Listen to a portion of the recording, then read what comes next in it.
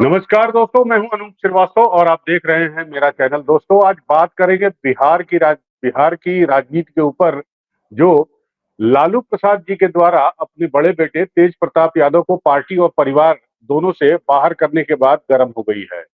जी हाँ, तरह-तरह की चर्चाओं का दौर जारी है और इस बीच चर्चा ये भी आ रही है कि तेज प्रताप यादव, जिन्हें पार्टी और परिवार दोनों से बाहर का रास्ता दिखा दिया गया है, उसके बाद अपनी वो एक नई पार्टी बना सकते हैं। साथ ही साथ हम आपको बताना चाहेंगे कि तेज प्रताप के विरोध में और तेज प्रताप के समर्थन दोनों में जो है वो लोग सामने आ गए हैं और इस मामले पर बातचीत करने के लिए आरजेडी प्रवक्ता आरजू खान साहब हमारे साथ मौजूद हैं। आरजू साहब, बहुत-बहुत स्वागत है आपका। जी, नमस्कार, नमस्कार।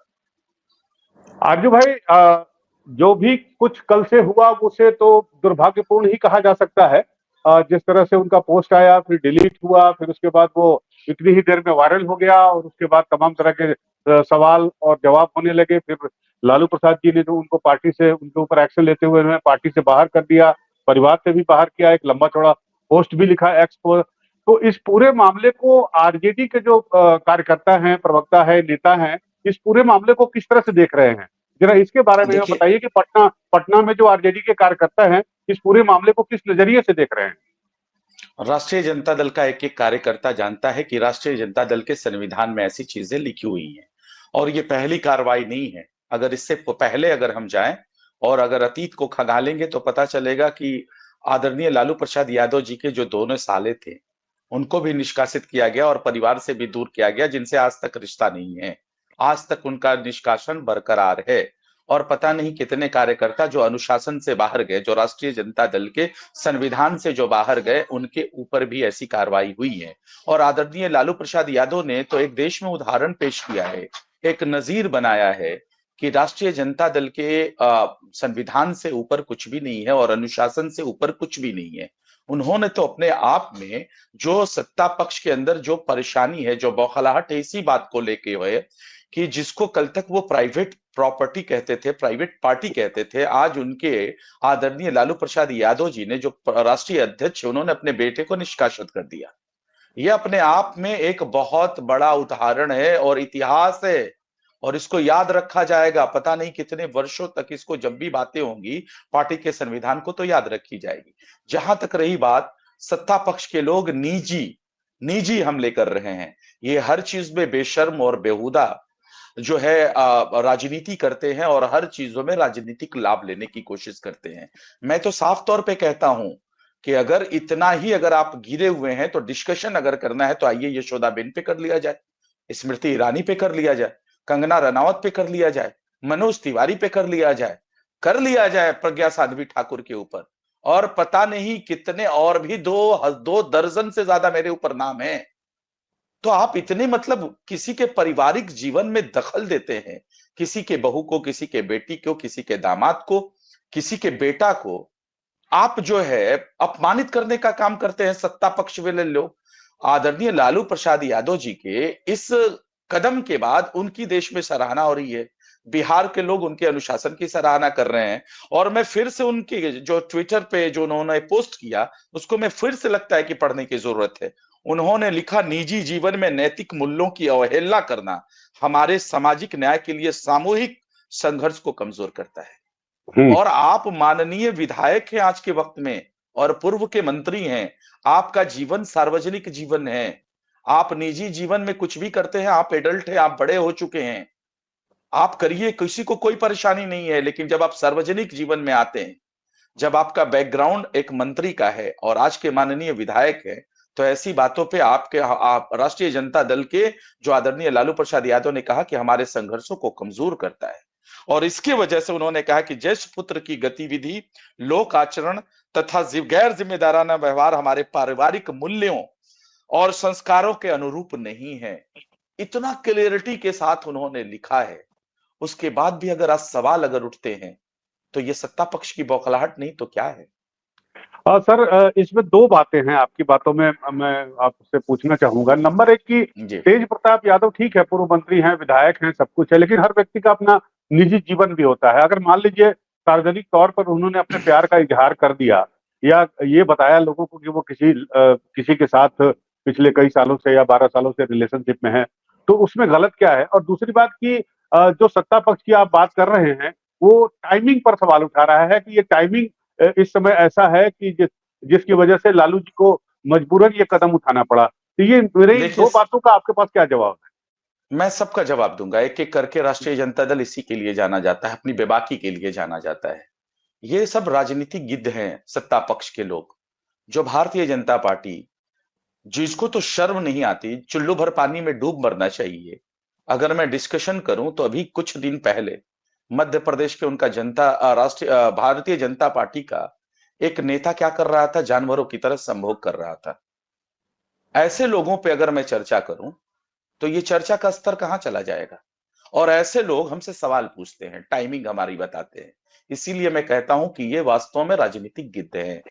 दूसरी बात, आप कुछ भी, मैं उसी सवाल पे आऊंगा कि आप एक पूर्व मंत्री और अभी के जिम्मेदार, आप माननीय विधायक हैं। आपका जीवन सार्वजनिक मंच पे है, साझा नहीं किया जाता है। आप राजनीति अपने मतलब प्राइवेट जिंदगी में आप कुछ भी करें, आप एडल्ट है, ये आपका हक बनता है, आप कर सकते हैं। लेकिन ऐसी चीजें हमारे सामाजिक संघर्ष और संस्कृति को कमजोर करता है, और यही हवाला देके उनको निष्कासित कर दिया गया है। और ये नजीर पेश किया गया है पूरे देश में, और एक उदाहरण बताया गया है।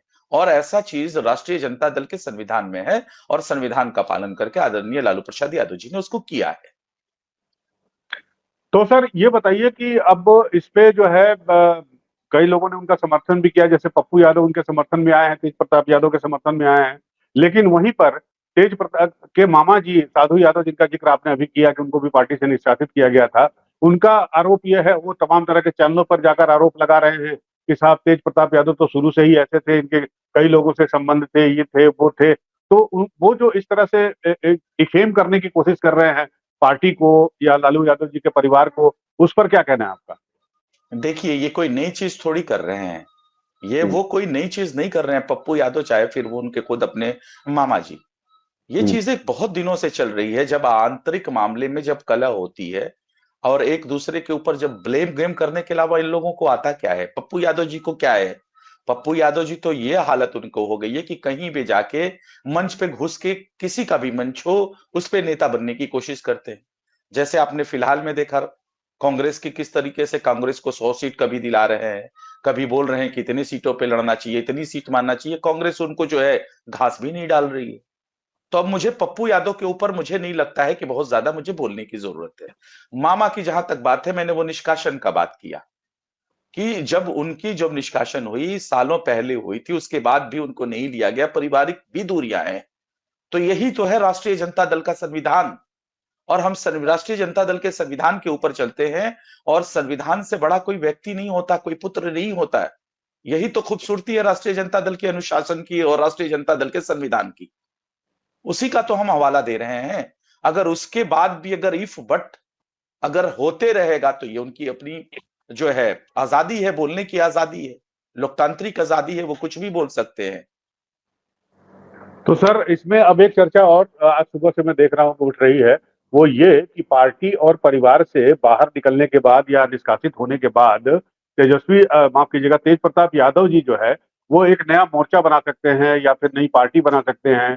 तो अगर वो ये ऐसा सब करते हैं, एक बार कोशिश कर भी चुके हैं वो पहले एक बार, मेरे ख्याल से 2019 में शायद उन्होंने किया था। तो ये क्या आपकी पार्टी को आने वाले चुनाव नजदीक हैं तो नुकसान नहीं पहुंचा सकता है? सबसे पहले तो मैं आपको अनूप जी ये बता दूं कि मैं भविष्य वक्ता नहीं हूं, कि आने वाले वक्त में 4 महीने 6 महीने के बाद क्या हो गए उसकी बातें मैं आज कर लूं। इसलिए हम्म, मैं कहता हूं कि मैं भविष्य वक्ता नहीं हूं। हम्म। हाँ, लोकतंत्र ने सबको अधिकार दिया है कि कोई कहीं से भी चुनाव लड़ सकता है। लोकतंत्र में जनता मालिक होती है, और जनता ही ये तय करेगी कि वो क्या करेगी। तो सर अब चुनाव जो है 4 महीने बचे हुए हैं। ठीक, जी। बिहार में चुनावी सरगर्मी काफी तेज हो चली है, आपको तो पता ही है। लेकिन ये जो नया डेवलपमेंट हुआ और एक तरह से आपकी पार्टी की छवि पे लगातार हमला किया जा रहा है, सत्तारूढ़ दल हो या जो भी आपका प्रतिद्वंदी है, तो इससे जो चुनाव है उस चुनाव में आपको कितना, आपकी पार्टी को कितना नुकसान हो सकता है? क्या आपको लगता है कि इसका जो है नुकसान भी हो सकता है पार्टी को आने वाले चुनाव में? देखिए, अब लगातार 20 सालों से ये परसेप्शन फैलाया जाता है जंगल राज कह के, और उसका राजनीतिक लाभ लेने की कोशिश की जाती है। लेकिन सत्ता पक्ष कहाँ है? विश्व की सबसे बड़ी पार्टी, पिछलग्गू पार्टी बन के भारतीय जनता पार्टी झोला ढो रही है, जनता दल यूनाइटेड, जो कि तीसरे नंबर की पार्टी है, जिसने लोकतंत्र का अपमान किया है। और तीसरे नंबर की पार्टी वाले मुख्यमंत्री लगातार इधर उधर होके बनते रहते हैं।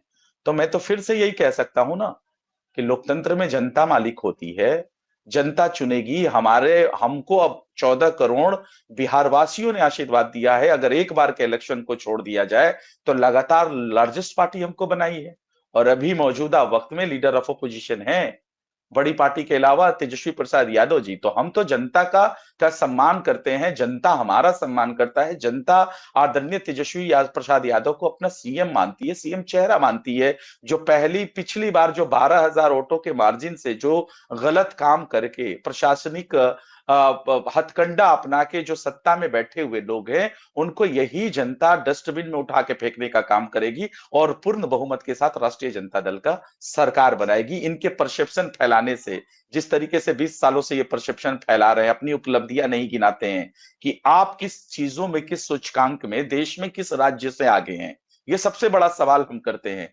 एनसीआरबी का डेटा उठा के देख लीजिए, क्राइम पे हम बात करते हैं 2005 से 2024 तक का डेटा जो कि अवेलेबल है, उस पे बात कर लीजिए। नीति आयोग की रिपोर्ट पे बात कर लीजिए। प्रति व्यक्ति निवेश की बात कर लीजिए। अरे बिहार में निवेश की बात कर लीजिए, प्रति व्यक्ति आय की बात कर लीजिए, नेशनल हेल्थ सर्वे रिपोर्ट की बात कर लीजिए, ऑक्सफैम रिपोर्ट की बात कर लीजिए, इन्वायरमेंटल इंडेक्स की बात कर लीजिए, लिटरेसी का बात कर लीजिए। साक्षरता दर सबसे कम है। 63,000 करोड़ जो आपने जो बजट पेश किया है, इंटरमीडिएट में 100 में सिर्फ 9 बच्चे पास आउट करते हैं। तो ये जो आप कबाड़ा कर रहे हैं, जो हमारे वक्त में 5-5 यूनिवर्सिटीज मिली, उसका क्या आपने किया? और आज जो मतलब जो ई श्रम पे जो पोर्टल पे जो लिख के लोग जाते हैं, उसके हिसाब से अगर मैं बात करूं, उस डेटा के हिसाब से तो 3 करोड़ लोग आज भी हर साल पलायन करते हैं बिहार से 2 वक्त की रोजी रोटी के लिए। आप इंटरमीडिएट में जो बच्चा 12 से 13 लाख हर साल एग्जाम देके पास आउट करता है, ग्रेजुएशन करने के लिए सिर्फ उसके पास 6 लाख सीटें हैं, वो पलायन करता है शिक्षा के लिए, पलायन करता है मजदूर 2 वक्त की रोजी रोटी के लिए। हम इस पे बात करना चाहते हैं, लेकिन सत्ता पक्ष के लोग क्या लेकिन करते हैं, लेकिन इसका आरजू भाई जवाब नहीं आप देते हैं। इसका आरजू जवाब भाई नहीं आपकी देते हैं। बात सर सही सर है। छोटा सा हम्म, जवाब नहीं देते हाँ हैं, बोलिए। और इसी तरह से हमारे पारिवारिक जीवन में, किसी के पारिवारिक जीवन में घुस के उसका राजनीतिक लाभ लेना चाहते हैं। तो मतलब आप मोटा मोटी ये कह रहे हैं कि इस पूरे घटनाक्रम का आपकी चुनावी रणनीति पर कोई असर नहीं पड़ेगा, चुनावी परिणाम पर कोई असर नहीं पड़ेगा। अगर असर पड़ा है तो सिर्फ और सिर्फ सत्तारूढ़ में बैठे हुए दलों के ऊपर। ये जो उन्होंने, जो आदरणीय लालू प्रसाद यादव ने जिस तरीके का काम किया, जिस तरीके का देश में उदाहरण पेश किया है, उनके सत्ता पक्ष के अंदर बौखलाहट है, बेचैनी है, और इसके वजह से वो उलूल जाए और जुलूल किसी के प्राइवेट जिंदगी के ऊपर बयान दे रहे हैं। चलिए आरके साहब, आपने इस बारे में हमसे बातचीत की और अपनी पार्टी का पक्ष रखा, अपनी पार्टी सुप्रीमो का पक्ष रखा, और बड़ा ही मतलब आपने सराहनीय काम किया है, क्योंकि इसके पहले मैंने कई लोगों से बातचीत की तो लोग इस बारे में बात करने से बच रहे थे, लेकिन आपने बिल्कुल साफ साफ और बड़े ही संतुलित तरीके से अपनी पार्टी और सुप्रीमो का पक्ष रखा है। आपका बहुत बहुत धन्यवाद। Thank you so much. और आप हमसे जुड़े रहने के लिए सब्सक्राइब करें YouTube पर, फॉलो करें Twitter पर और लाइक करें Facebook पर। और ज्यादा जानकारी के लिए आपको टाइप करना होगा सिर्फ न्यूज नशा।